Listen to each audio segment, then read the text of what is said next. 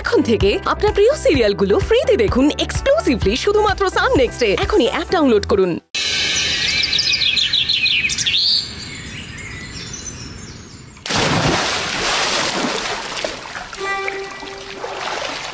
কিয়ান, কি করছিস জলের মধ্যে? উপরে উঠে আয়। না, তুমি এখানে কি করছো? নিশ্চয়ই কোনো উদ্দেশ্য আছে। ঋদ্ধি ম্যাম স্নান করলে দারুণ লাগে। কি? Just kidding. আজ স্কুলে যাবি না তুই?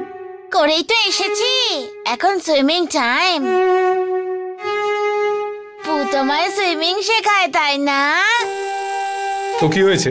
তোকে সুইমিং শেখাবে বলেছে? ও এখানে তোকে সাঁতার শেখাতে এসেছে? হ্যাঁ, স্কুল থেকে ফিরছিলাম যখন তখন দেখেছি।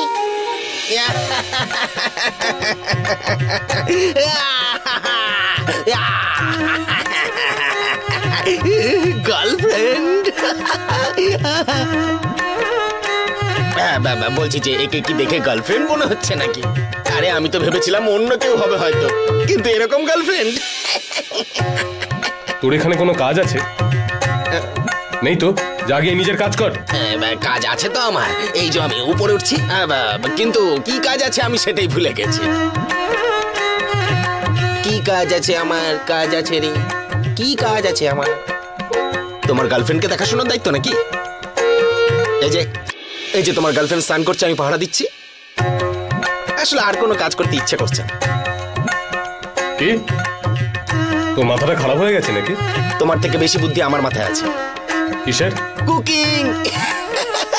কুকিং এর বুদ্ধি গো, কুকিং এর। আজকে আমাদের ছুটি দিল, আজকে আমাদের ছুটি দিয়েছে। আজকে তো আমাদের ছুটি, আজকে কোনো কাজই নেই। হ্যাঁ,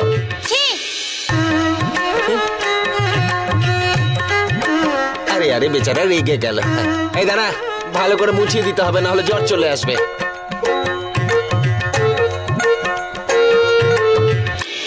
ও রান্না করবে আজকে? Wow, interesting. I must help her. Oh, it's too difficult. যেটা করতে চাইছি সেটা তো হচ্ছেই না। Yeah, this is nice. Herbal rice with coated cheese. Yeah, interesting. আমি এটাই ফাইনাল করছি। Yeah, I've made it. May I help you? আবার চলে এসেছো? Yes. কোনো কাজে সাকসেস না পাওয়া গেলেও সেটা ট্রাই করে যাওয়া উচিত। কোনো না কোনো দিন নিশ্চয়ই সাকসেসফুল হব। কুকিং এর কথা বলছি। Oh yeah, you are right. তুমি ট্রাই করতে থাকো, আমি তোমায় হেল্প করে দিই। So sweet of you. তুমি এইভাবে সেটাকেও হেল্প করে থাকো। তোমার কি হেল্প লাগবে সেটা বলো, ওকে আর কি হেল্প করব আমি? হেল্প করার জন্য একজন সুন্দরী মেয়ের দরকার। তুমি খালি বলো তোমার কি হেল্প লাগবে, সুমিত তোমার সব হেল্প করতে রাজি আছে। কি সুইট তুমি। বাট ইউ নো, এখন না আমার সেভাবে কোনো হেল্প লাগবে না। কিন্তু হ্যাঁ, যদি রান্না করতে গিয়ে কোনো হেল্প আমার লাগে তবে দেখো আমি। Just a minute. এই নাও, তোমার জন্য এটা। এটা তুমি খেতে খেতে যাও, যাও। So irritating.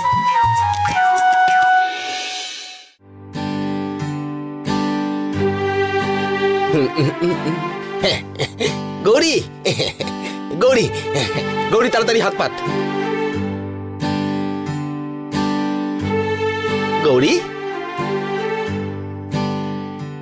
এর নাম তো গৌরী তাই না? তাহলে উত্তর দিচ্ছে না কেন? গৌরী। ও বলো না চন্দু কাকা। এই প্রসাদটা নেই। কিসের প্রসাদ? এই রাস্তার মোড়ের ধারে যে মন্দিরটা রয়েছে না, ওখানে গিয়ে আমি পুজো দিয়ে এসেছি, তারই প্রসাদ তোকে দিলাম। শুনেছি ওই মন্দিরের যে ঠাকুরটা আছে না, সে নাকি খুব জাগ্রত, তাই আমিও গিয়ে পুজো দিয়ে এলাম। আসলে আমি একটা মানত করেছিলাম, সেটা ফলে গেছে, সেই জন্য পুজো দিয়ে প্রসাদ আনলাম। তুই জানিস তো গৌরী, তুই যদি মন দিয়ে ঠাকুরকে ডাকিস না, তাহলে নিশ্চয়ই কথা শুনবে। তোর উপরে যদি কোনো সংকট নেমে আসে, সে ঠিক কাটিয়ে দেবে। আমি তো ঠাকুর খুব বিশ্বাস করি।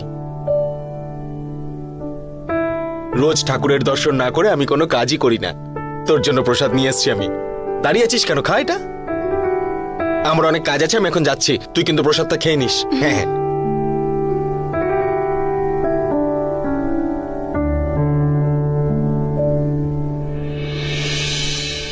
হে ভগবান, তোমাকে আমার একটা সাহায্য করতে হবে। আমি কখনো তোমার কাছ থেকে কিচ্ছু চাইনি।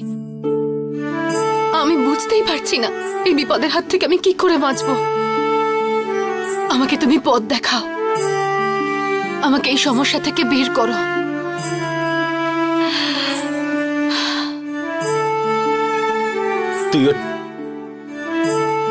তুই কি আমার কাছে কিছু লুকোচ্ছিস? না তো। তাহলে তোর চোখে জল কেন? কই না তো। ঋদ্ধি তোকে খুব জ্বালাতন করে না? সেই জন্যই তোর চোখে জল এসেছে, তাই তো? চন্দু কাকা, কিন্তু তোমাকে এসব কে বললো?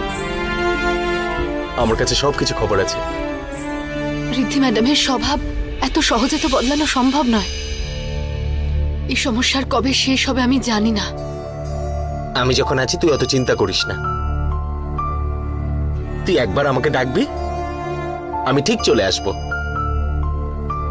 আরে তুই একা হাতে কত কষ্ট করে এত কাজবাজ করিস, কোনোদিনও পিছিয়ে যাস না তুই। তোর মনের জোর আছে বলেই তুই এসব করতে পারিস। মানে আমি ঠিক বুঝলাম না। ঋদ্ধি ম্যাডাম এসব কেন করছে? রুদ্র স্যারের জন্য। একদম ঠিক। আরো রাগ হচ্ছে বড়মার তোর উপরে, বুঝলি? তেমন হলে তুই একটা কাজ করতে পারিস, তুই গিয়ে একবার কথা বল না। তুই বরং রুদ্র স্যারের কাছে যা, যে ঋদ্ধি ম্যাডাম তোকে খুব বিরক্ত করছে। ঋদ্ধি ম্যাডামকে বোঝাতে বল যে বড়মা আর তোর সাথে যেন একটু ভালো ব্যবহার করেও। বড়মাও মনে মনে কষ্ট পায়। একমাত্র রুদ্র স্যারকে বললেই কিন্তু তুই এই কষ্ট থেকে মুক্তি পাবি, বুঝলি মা? আর কোনো সমস্যা থাকবে না। সত্যি মুক্তি পাবো? সত্যি পাবি রে মা। ওরে মা, গণেশ ঠাকুরের আশীর্বাদ রয়েছে তোর উপর। তোর সমস্যা কিভাবে সমাধান হবে তার উত্তর পেয়ে গেছিস তো তুই? হ্যাঁ। যা এবার গিয়ে কথা বল।